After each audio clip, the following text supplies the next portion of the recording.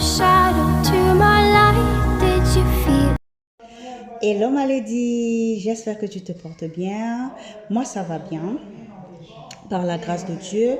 Et bienvenue sur la chaîne de Lady Budgetit. Si tu es une ancienne, merci pour ta fidélité. Et si tu es nouveau, qu'est-ce que je peux te dire? Bienvenue sur cette chaîne. Merci d'avoir cliqué sur ma vidéo.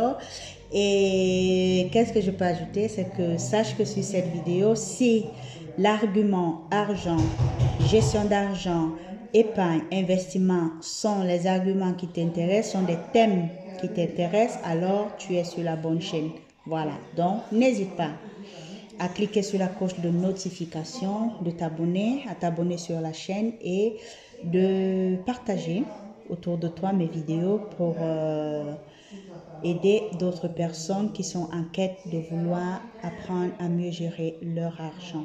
Alors, aujourd'hui, j'aimerais te raconter une histoire qui, pour moi, j'espère, te permettra de prendre conscience de ce que c'est que l'épargne, de l'importance de l'épargne. Alors, c'est l'histoire de Estelle. Estelle qui est une mamie que j'ai eu à travailler pendant ces 2 à 3 semaines, pratiquement un mois. Estelle est une femme, une mamie de pratiquement 90 ans. En fait, elle est dans la tranche de 90-100 ans. Elle est dans cette tranche-là. Estelle porte un buste parce qu'elle a eu des fractures au niveau de la colonne vertébrale. Estelle, c'est une mamie avec qui j'ai travaillé, qui, lorsqu'elle arrivait, elle n'arrivait pas à faire ce qu'on appelle un passage postural, qui est tout simplement passer d'une position à une autre sans avoir besoin d'aide. Aujourd'hui, Esther, elle marche avec un déambulateur lorsqu'elle est seule, mais si elle ne veut pas utiliser le déambulateur, il faut qu'elle soit accompagnée parce qu'elle n'est pas encore en équilibre, elle n'a pas encore complètement récupéré l'équilibre. Alors, l'histoire se passe hier. Hier, je descends en salle de gym avec Esther et d'autres patients. On travaille et à un certain moment, il y a une mamie qui doit retourner dans sa chambre parce qu'elle, elle a fini. Donc, je laisse Esther toute en forme, sans problème, en train de faire l'exercice que je lui avais donné. En fait, elle travaillait le mouvement des bras et le renforcement musculaire des bras, des membres supérieurs. Donc, je vais accompagner la mamie qui était sa cochambrière. Et quand je reviens, je trouve Esther couchée au sol avec les pieds sur la chaise. Ce qui me laisse comprendre que Esther a eu une baisse drastique de pression parce que mon collègue me dit, plus chérie, j'ai trouvé la mamie, elle était toute en sueur, elle était toute tremblante et elle était blanche. Je dis, ok, donc on laisse Esther coucher jusqu'à ce qu'elle se reprenne, les couleurs reviennent, la sudoration s'arrête, elle n'a plus froid. Donc, avec mon collègue, on la remet sur sa chaise roulante et on remonte dans la chambre. On arrive dans sa chambre, j'enlève le buste d'Esther parce que quand tu as le buste, tu ne peux pas être couché avec le buste, c'est inconfortable. Donc je lui enlève son buste et puis ça n'a pas de fonction significative en ce moment-là. Je lui enlève dans son buste, je la mets au lit et je lui dis à demain. Je la salue comme j'ai l'habitude de faire avec tous mes patients. À peine je suis au niveau de la porte de la chambre, j'entends la cochambrière de Esther qui dit, Esther, pourquoi tu pleures? Tu as un souci? Je me retourne, je vois Esther tout ensanglotée. Elle pleurait à chaudes larmes. Je me rapproche d'Esther et je lui pose la question, Esther, qu'est-ce qu'il y a? Estelle, pardon, qu'est-ce qu'il y a? Estelle me dit, j'ai peur, je suis, comment dire, je suis déprimée. Je dis, mais pourquoi?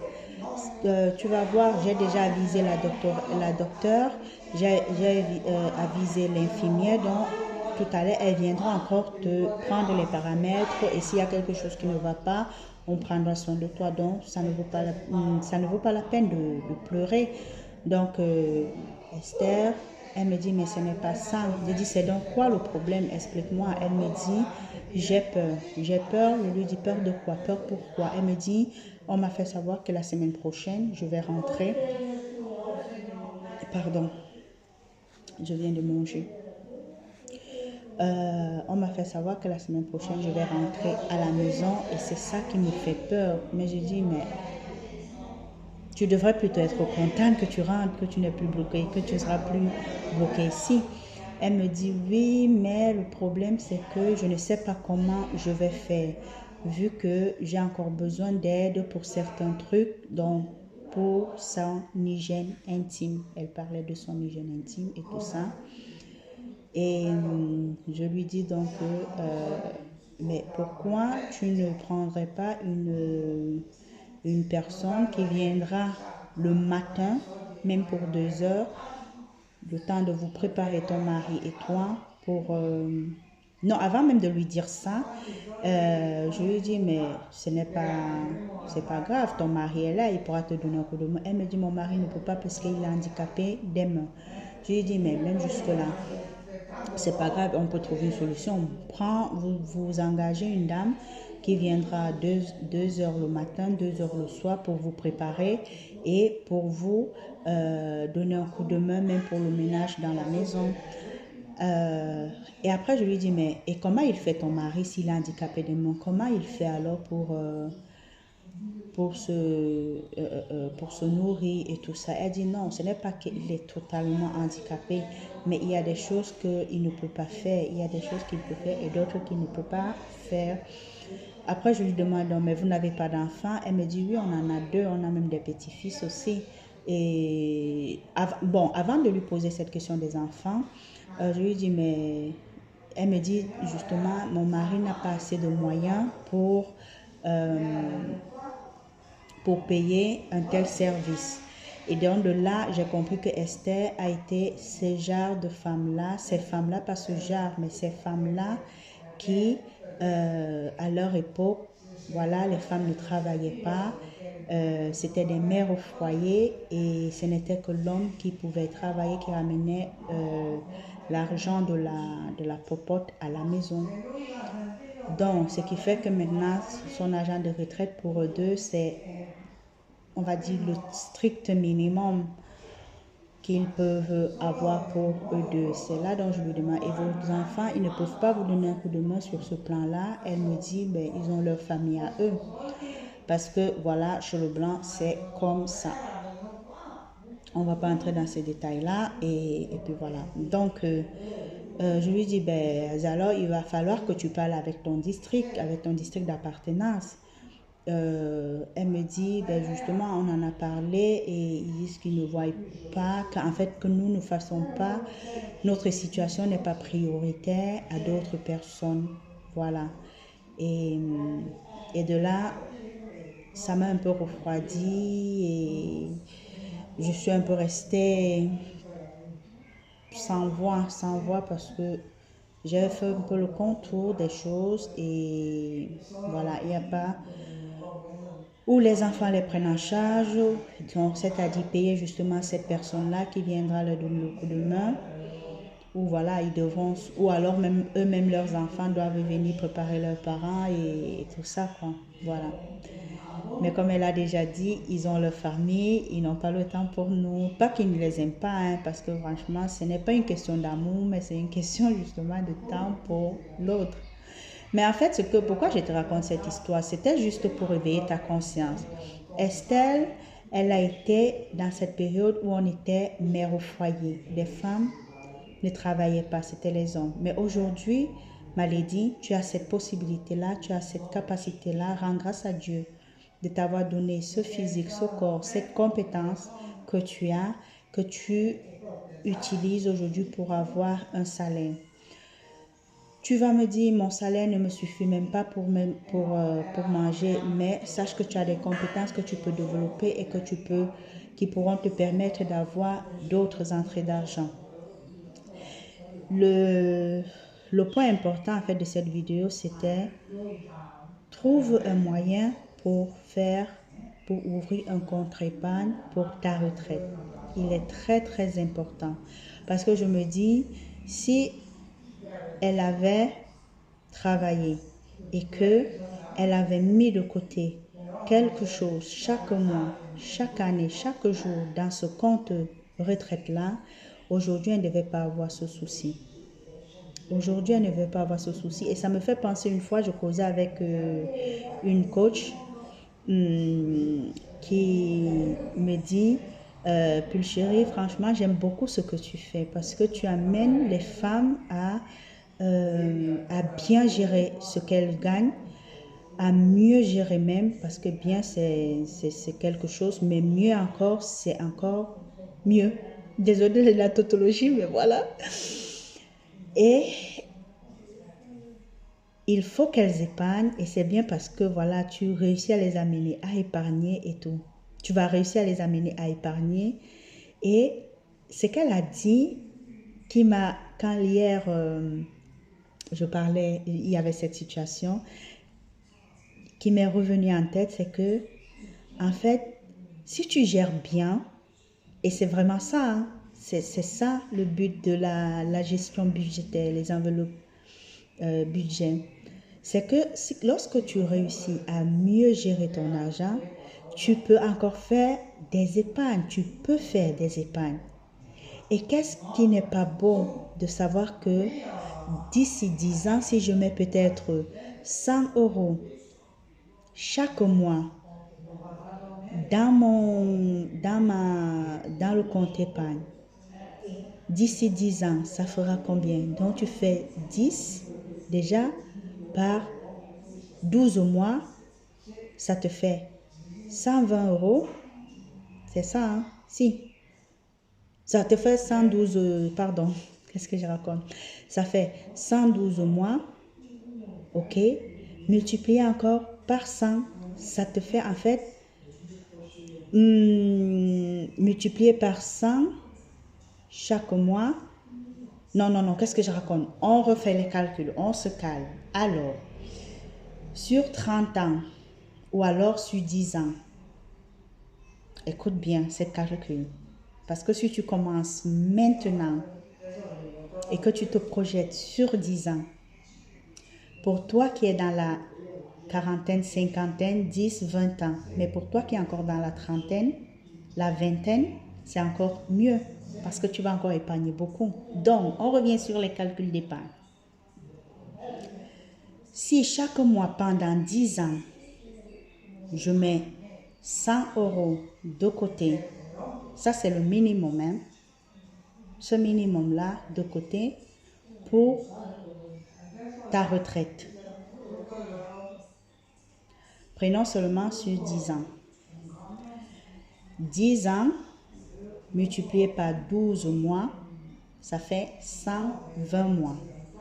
Et maintenant, tu multiplies les 120 mois par 100. OK? Nous sommes pratiquement dans 12 000 euros. Ça, c'est seulement le minimum. Et maintenant, vois dans 20 ans, dans 30 ans. À toi de voir. À toi de voir. J'espère que les calculs sont bien faits. Et puis voilà. Maladie, tu dois épargner. Comme ça, tu n'auras pas besoin à compter sur tes enfants lorsque tu seras vieux. Tu auras ton compte épargne de retraite que tu pourras monter, descendre, faire tes voyages, faire ceci. Si tu ne te sens pas bien, si tu as besoin d'un coup de main, tu auras largement le temps et l'argent, les moyens de pouvoir financer toi-même tes soins. Il est temps que tu prennes conscience de ça. Il est temps que tu prennes conscience de ça. Mets-toi en route. Mets-toi en marche. Nous ne sommes plus à l'époque de nos parents où la femme restait à la maison. Dieu merci, il a permis que aujourd'hui la femme peut travailler. Ok? Donc, j'espère que cette vidéo t'aura parlé. J'espère que tu as pris conscience. Et si tu vois, si tu me dis, plus chérie, mais je ne sais pas par où commencer, t'inquiète pas. T'inquiète pas parce que j'ai une très belle formation pour toi que je vais te proposer dans le masterclass qui se fera ce vendredi 24 mai à 20h30 heure d'Europe. Laisse-moi un commentaire sur cette vidéo ou alors rejoins-nous avec les autres femmes qui sont déjà dans le groupe afin que je puisse te spolier, je puisse te montrer l'offre magnifique de ta gestion. Donc, je vais t'amener à bien gérer ton argent, réussir à épargner même et investir. Il est temps que tu te lèves, femme. Il est temps que tu te lèves pour ta destinée. Il est temps que tu te lèves pour ta vie. Arrête de compter sur les poches de ton mari. Arrête de compter sur les autres. Mais lève-toi pour ta destinée. Tu es capable. Tu es une femme d'action. Lève-toi et mets-toi en action. Je te laisse le lien du groupe WhatsApp. Rejoins-nous pour l'atelier qui aura lieu ce vendredi. Et si tu veux implémenter ce domaine de ta vie, je suis là, ta coach Pulchérie en finance, te tiendra par la main et nous ferons des merveilles. Et tu seras étonné de la capacité de ce que tu pouvais faire avec le peu que tu as. Parce que tu sais, tu te plains aujourd'hui que tu as peu. Mais est-ce que tu sais que tu ne reçois pas parce que déjà tu n'arrives même pas à gérer le peu que tu as? La Bible dit dans Luc 16, verset 10, autant pour moi, si tu n'es pas capable de gérer les petites choses que tu as, qui t'en confiera de grandes? Le Seigneur ne peut pas te donner 100 000 euros alors que déjà 1 000 euros, tu n'arrives même pas à faire quelque chose avec les 1 000 euros. Tu les dépenses sans compter. Arrête ça et prends conscience. Arrête ça et mets-toi en action. Je te donne rendez-vous vendredi. Toi qui as regardé cette vidéo, je te donne rendez-vous vendredi. Donc, clique sur le lien et rejoins-nous sur le groupe. Je t'attends. Bye.